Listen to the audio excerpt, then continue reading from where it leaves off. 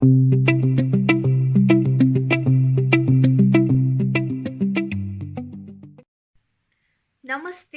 and welcome to Siksha World. Today we are going to revise chapter 2, Developmental Biology of Zoology. So let us see what content are there in this chapters.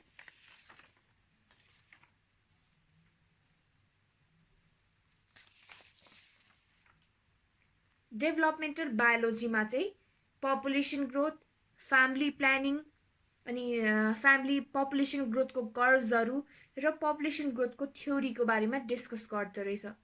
Population growth मा curves, causes of population growth, problems of overpopulation, control measures of human population, controlling factors of population growth, meaning of carrying capacity र disadvantages of population growth यो सबैको बारेमा discuss हुन्छ.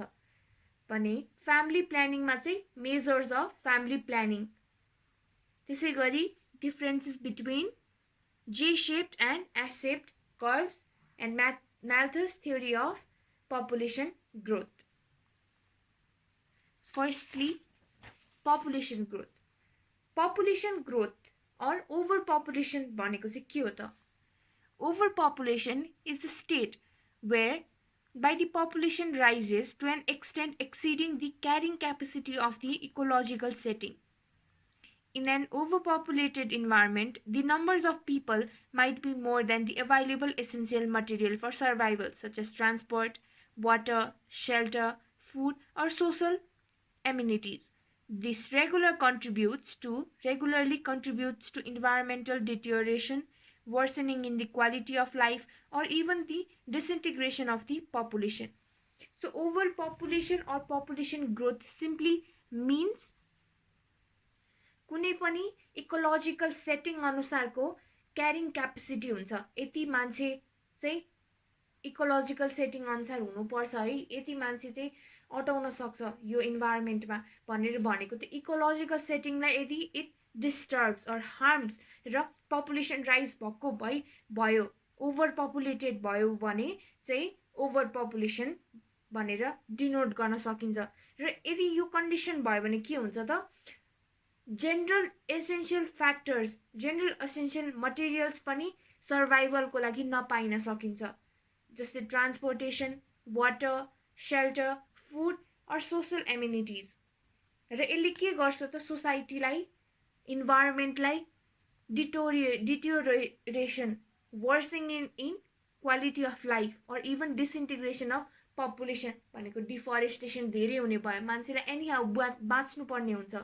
Survival of fittest भनेर पढाएको थियौँ हामीले सानोमा.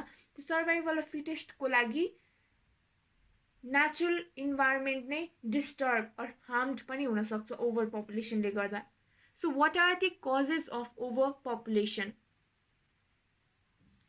Reduced mortality rate due to high medical facilities, high fertility rate due to modern advancement in reproductive sector and fertility treatment, eradication of several infectious diseases like malaria, Kala-Azar, tuberculosis, etc., immigration, influx of people in certain places due to better facilities, lack of family planning, lack of education, early marriage, advancement in agricultural technology. These are the causes of overpopulation, whereas consequences of overpopulation are depletion of natural resources and degradation of environment, poverty and high cost of living, lack of better public health, medical care, housing and shelter, emergence of new diseases, rise in unemployment, crimes and accidents,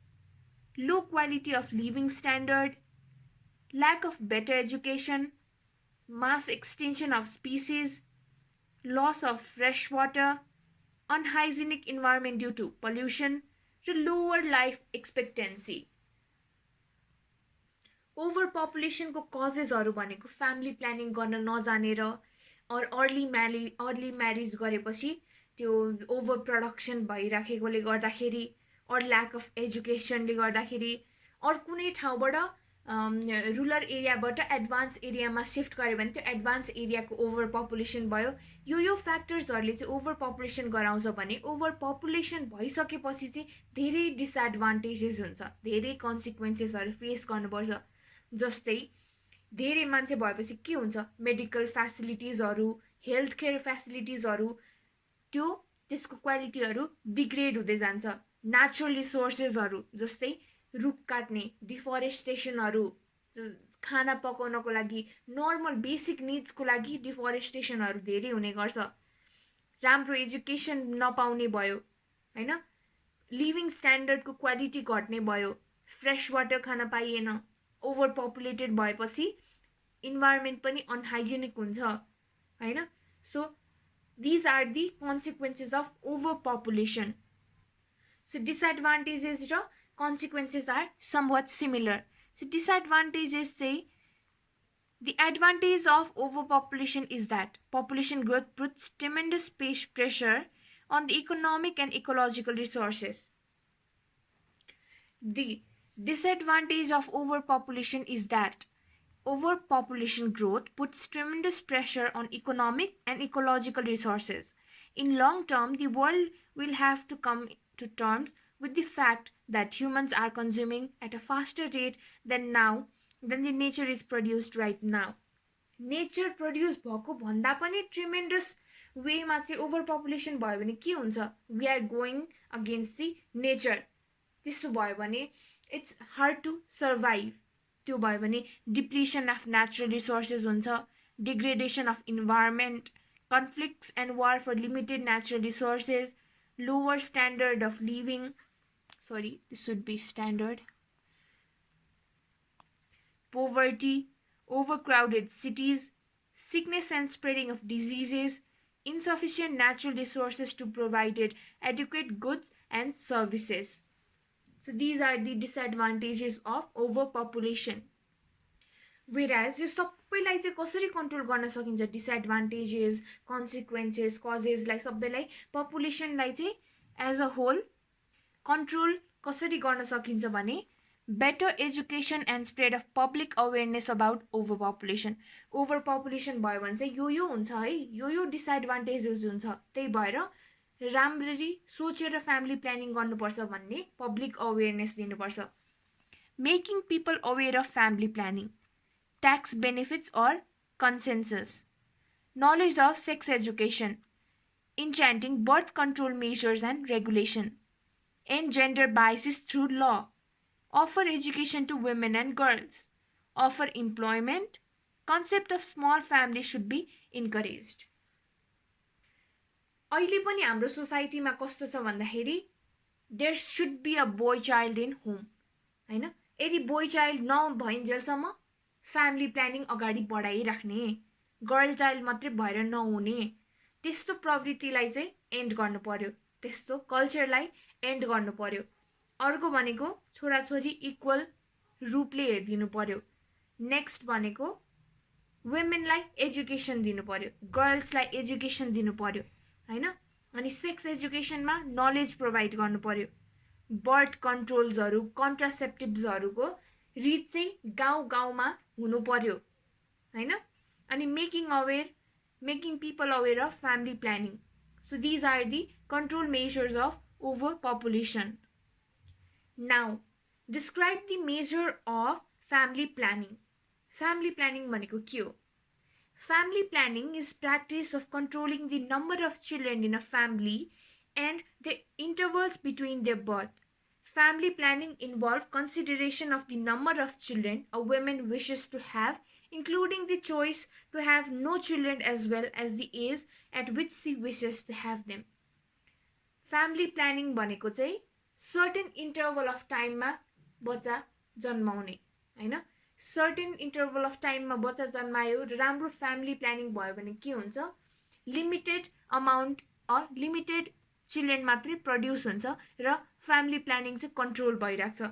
there are certain ways of family planning, there are natural method of family planning र artificial method of family planning. What are the natural methods of family planning? Delayed marriage, behavioral methods, fertility awareness, and prolonged lactation. Whereas artificial methods हरु भनेको चाहिँ त्यसमा पनि temporary र permanent छ. टेम्पररीमा barrier method, spermicidal agent, chemical or hormonal methods, intrauterine devices, Depo-Provera, and permanent methods are abortion and vasectomy.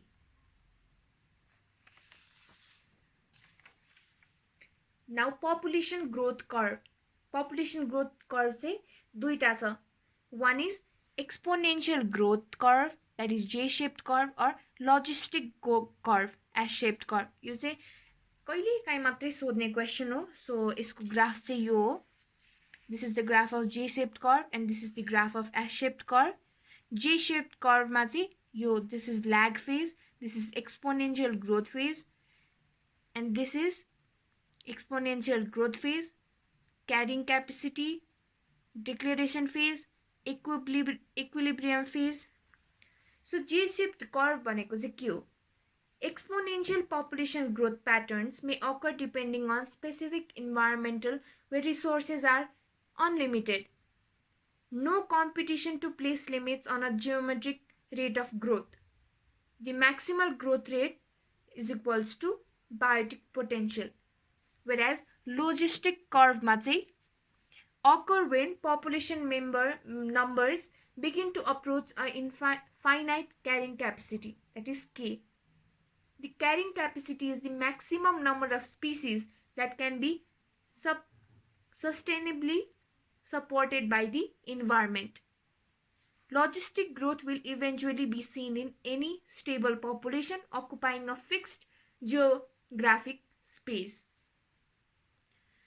यो chapter चाहिँ it is very small, के पनि छैन यो च्याप्टरबाट कहिले काहीँ क्वेसन्सहरू सोध्छ, त्यो पनि 3 मार्क्समा क्वेसन सोध्छ र 1 मार्क्सको क्वेसनहरू भेरी सर्ट क्वेसनहरू I will be discussing in next class. Now this is it for developmental biology. All the best and thank you.